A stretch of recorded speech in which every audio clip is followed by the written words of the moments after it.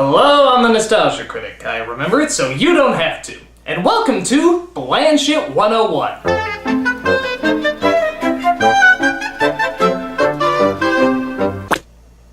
That's disgusting. You ever have one of those pesky ideas that seems unique, original, and charmingly inventive?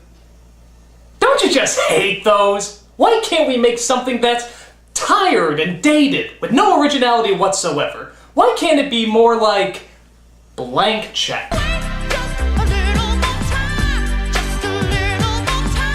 For you see, blank check is the height of cinematic blandness, taking a relatively clever and new idea and sucking all the creativity out of it so that it becomes a forgettable piece of nothing, leaving no impression at all. How could any film accomplish such an incredible feat? Well, let's watch this pathetic piece of ass droppings to find out. Now, most films would begin with a unique way of showing their title, trying to distinguish itself and give it its own style. But not Blank Check, they just show it. My god, is that uninventive. As if to say, really your ticket stub is the only written title you need for this film, anything else would just be an extravagance. We see a criminal named Quigley escape from prison and get a briefcase of money that he hid while he was put away. We then cut to our main character named Preston. Dad, I've given this some thought, and I've decided that... Why, I think he's really talking to his dad. That's why we're in this tight, uncomfortable shot that doesn't show his father, right? Why else would they obviously frame this in such an awkward way? Oh, it's a goldfish. You see, this trick has been used a dozen times in other films, but that just adds to the blandness that Blank Check has to offer. I sure hope there's more to be unimpressed by. Out of the way, stick boy. Oh, there is! Two obnoxious brothers who like to pick on him all the time. You mean we get two unintelligent bullies that have no human emotion outside of just being a stereotypical teen antagonist? It must be my birthday! Hey, this is my life savings! Oh, consider yourself our silent partner. So apparently Preston is upset because his father treats his brothers better because they're trying to start their own business and Preston hasn't yet. Even though he's like 7. They need the space for their business.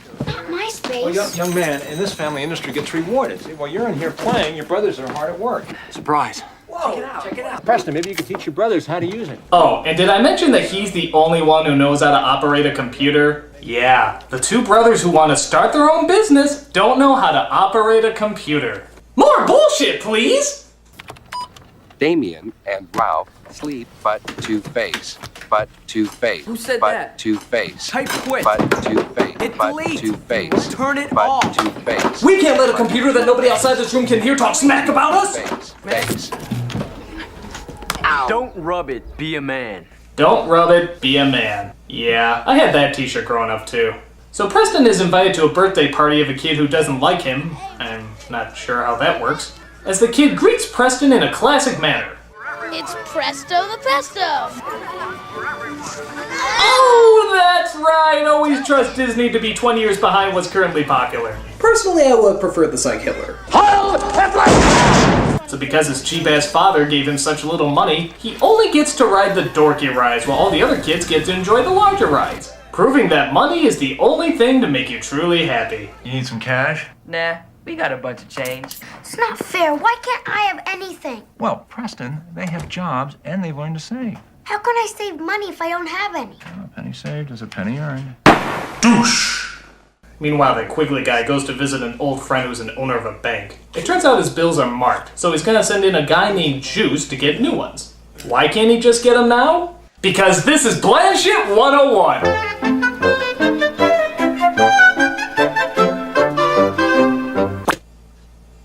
I love that title screen. So Preston goes to the bank to see if he can deposit just $11 when we're introduced to the hot chick of the movie. Oh my god!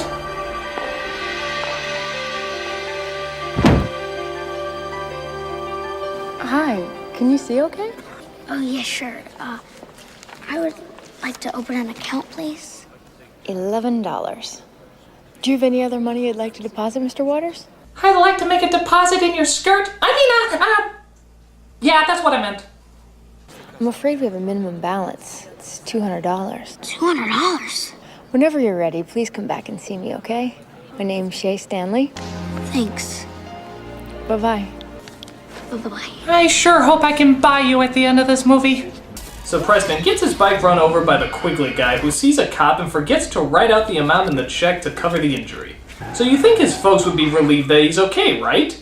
Not in the impractical world of Blanchett 101. I thought we understood about taking care of our valuables. It was a piece of junk. Well, if that's how you feel about a gift from your parents, I don't see giving you a new one for your birthday. I don't want a new bike. I want my own room. I'm warning you, you're on thin ice as it is about the bike. What I want is my own house. That's it, young man. Until further notice, you're grounded. That'll teach him to almost get run over. I almost had to summon an emotion there. So Preston realizes that he has the blank check and decides to put it to good use. Good old-fashioned criminal use. $1 million. Did the film score just gasp? So he tries to deposit the check but gets called into the head of the bank because they don't believe him. We have a little problem here. What is it, Mrs. Udowitz? Someone thinks this is some kind of game. I see. Is there much of a line out there, Mrs. Udowitz? Yes, we're swamped. And what are you doing here? Please. Is it me, or is the actor playing the head of the bank the same actor who's playing the female teller? Could they do that back then? Juice? No thanks, I'm not thirsty. That's right, he mistakes the kid for juice. You see, all adults are friggin' idiots in Blanchett 101, especially in kids' films. However, it turns out the real Juice is downstairs asking to see the head of the bank as well. Look, my name is Juice. And I got something right here, and I wonder if you'd be so kind enough as to cash it for me. Okay, who is this guy anyway? He seems to pop up in my reviews all the time. He was the non-surfing brother in Surf Ninjas, the horny singing lizard in Ferngully, and now he's a con man in this. Stop following me, strange man with kind of cool voice! Or Tone Lock, whatever the hell your name is! Oh, sweetie. What's wrong with you, little boy? I'm sorry. Now, you know you ought to be in school. Don't make me sing about how I'm gonna eat ya. If I'm gonna eat somebody. So the bank guy finds out he's been had as the kid first decides to buy a friggin' castle with the money he just got. And wouldn't you know it, the Quigley guy is trying to buy it too. That's a smart escaped convict, trying to draw as little attention to himself and keep a low profile by living in a castle. Hello? Good afternoon. I'd like to make a cash offer on your house. Well, I'm a total moron, so continue. I have an offer on the table of $300,000. We'll take it. Just one thing, sir. What is your name?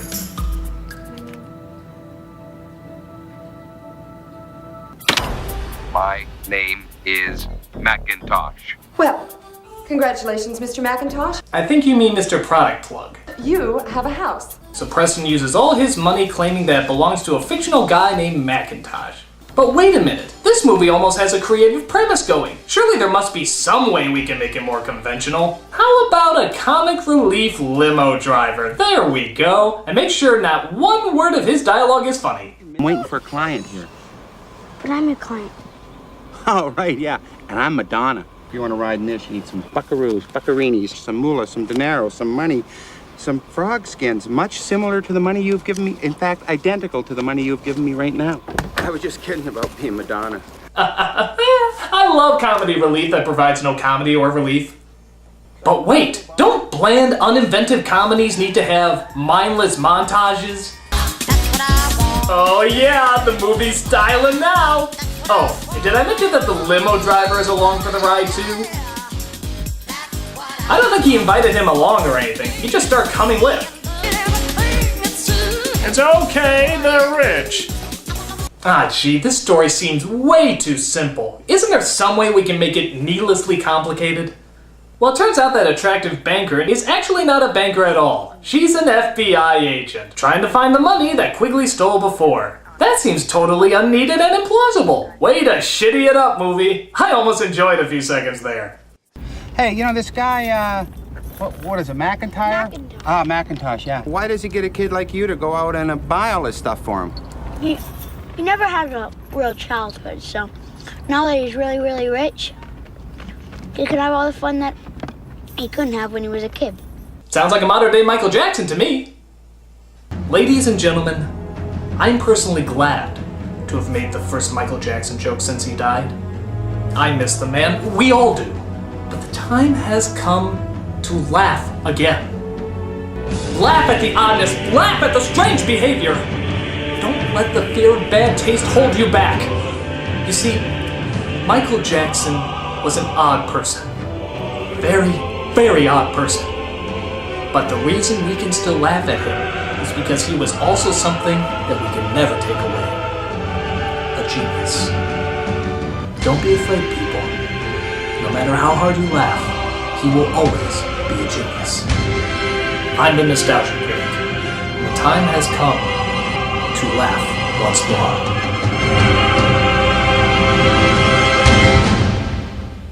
Anyway, Preston comes across Shay, the FBI agent, who doesn't question at all that a kid is riding in a limo and suddenly has money now. So, I'm thinking about coming into the bank tomorrow and opening my account.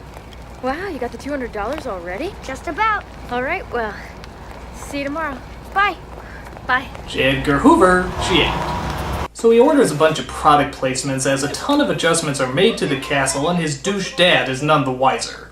Yeah, who is Macintosh? I work for him. He's paying me. Yeah, but who is he? I never met him. You mean you haven't met him? No, I haven't met him. He's heard about you. Really? Ah! A couple seconds of development and explanation! Aren't there any crappy montages we can cut to? Here we go! That's right, bring on the needless padding! Continue to film scenes that are only made for the trailer. You know, I'm starting to wonder if you can really get this much for $1 million. I mean, I know it's a lot, but I don't even think Donald Trump could have a house like this. So Shay starts to think there's something suspicious about Mr. McIntosh. No, you think? So Preston convinces her to go on a date where he assures her that Mr. McIntosh will appear. Henry, the limo driver, gives him some pointers. Uh-oh, I smell hilarious quirkiness coming up. I'm going to tell you about the real deal on dating, which I know, okay? First of all, women love a great body. They love, look at this bod. Whoa. See, of course, you got a bod now that's of a Greek god, really. Think about it. I mean, women like you to have a good bod because they want to feel they're protected. You might have to fight some guy, But not with those arms. You don't want to hit a guy with those arms because those pythons would take a guy's head off. That all-you-can-eat salad bar? Women love that. Take some with you. Line your pockets with plastic bags. Put the food in there because it doesn't say all you can eat here. Does it say here on the side? I don't think so. I apologize. There was clearly nothing funny in there. I quite frankly don't know what that scene was about. So Preston lets his family know that he's going out to help Macintosh again, even though he's grounded. Macintosh may have a pile of money, but he doesn't decide when my son is or isn't grounded. Grounded? So much for Plan 442. What do you know about Plan 442? I didn't want to say it, but I told Mr. McIntosh about your Plan 442, and he was very, very interested. Yep, I promised him I'd bring a copy of it tonight and show it to him. Let me get you a fresh copy of the prospectus. No, I'll get a copy of it, sweetheart. It's good to know that this movie is teaching young kids that love can be bought. Maybe I should go over and meet... No! Why not? You ruined everything. He has a date tonight, and he's very nervous about it. Might be up pretty late. This woman. Lucky dog. And they're officially more dysfunctional than the Manson family. He dresses up in a suit that even the Fresh Prince of Bel-Air would find a bit much as our 7-year-old hero tries to wine and dine a 20-something-year-old FBI agent. Mr. McIntosh is very interested in you. He is? He's never met anybody like you before. He's never met me before, period. Technically, no, but he's been thinking a lot about you lately. Kid, you haven't hit puberty yet. Girls are just cootie-filled gross magnets at that point. Oh, and the world's greatest FBI agent still doesn't catch on that there's something weird about the fact that she's dating a kid right now. Perhaps we could analyze this and understand why neither of their motivations match their characters. But not in Bland Shit 101. It's been over 2 minutes. How about some lame jokes? Is he an entrepreneur? No, he's American. Good, good! And since there's clearly no interest in developing our characters, let's end with a pratfall. Oh, blank check. Your quest for cinematic forgetfulness is beyond compare. So, still benign to the whole dating a kid thing, Preston takes her to a spot that he knows she'll enjoy. 3, 2, 1. We're gonna get some soap! No. Oh, wet woman.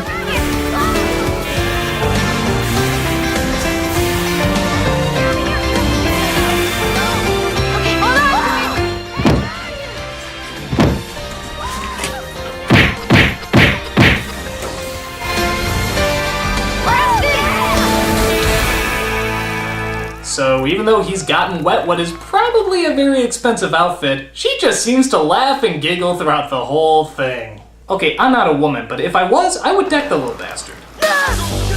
But she may not have to as the criminals spot Preston and try to nab it. Alright, Blanchett 101, get ready for wah-wah music and shrug in 3, 2, 1...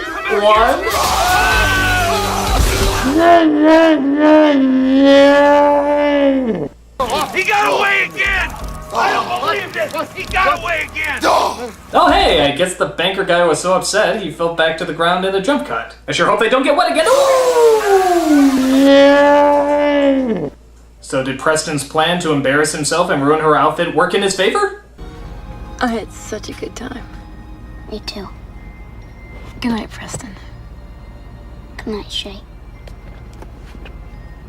Ooh, the high five of shame. It's one thing if they hug you or try to shake your hand, but a high five? That's gotta hurt. So the crooks find that one bratty kid and force him to tell them where they can find Preston. Why don't you just tell me what I need to know? Round numbers. I don't think you get the picture, Sonny. Maybe you need a better view. Preston Waters, 1508 Oak Street, Hillsdale, Indiana. Thank God you just cut to that picture of the same building instead of dangling me off it, or else I would have really been scared. So Preston says he's gonna have a birthday party for Macintosh when it's really his birthday. So he finds out that he's actually spent all the money and can't pay for the party. Just at the same point where the father comes in and, of course, mistakes him for Macintosh. You don't have kids, do you, Mr. McIntosh? Well, I'll tell you, it's very easy to make mistakes with them. I haven't always paid enough attention to my kids. I feel like I never see my kids, even when they're right in front of me. I'm afraid he's missing out on his childhood. So am I. This speech is terrible. We appreciate you sending Preston home early. After his dad leaves, he sends everybody home and waits in the castle by himself, where of course, the bad guys arrive. So some burglars are trying to break into a place and there's just one lone kid there to defend it. What's that movie that everybody was trying to rip off at that point in time? Oh, Home Alone! And I just so happen to have the Home Alone rip-off checklist right here. Let's get marking. Impractical trap foiled by unimaginably stupid villains? Check! Gratuitous shot to the crotch resulting in cartoony sound effects? Oh, check!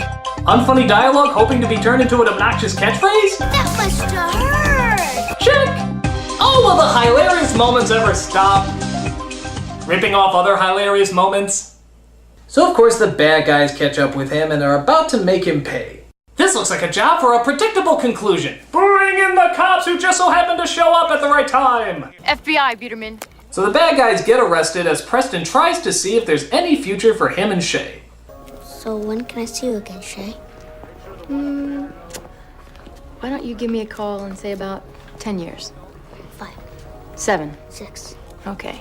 It's a date. Oh my God! Big touch! Stop arresting that Kazam guy! We have lip-to-lip contact here! Hurry! So Preston goes home not to an angry house of parents who should rightfully punish him, but to a birthday cake to celebrate another year on this planet. So I guess the moral of the story is bad deeds always go unpunished and money is the root of all happiness. But really, would you expect any other message from the Disney Corporation? So now you know how to turn your creative, charming little idea into an unimaginative, depraved piece of forgettable, bland shit. Just watch Blank Check as a reference and you'll do fine. And now I'd like to turn off my calm, pleasant teaching demeanor in order to show you what I really think about this movie.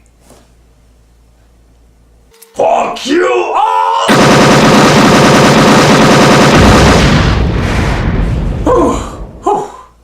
I feel much better.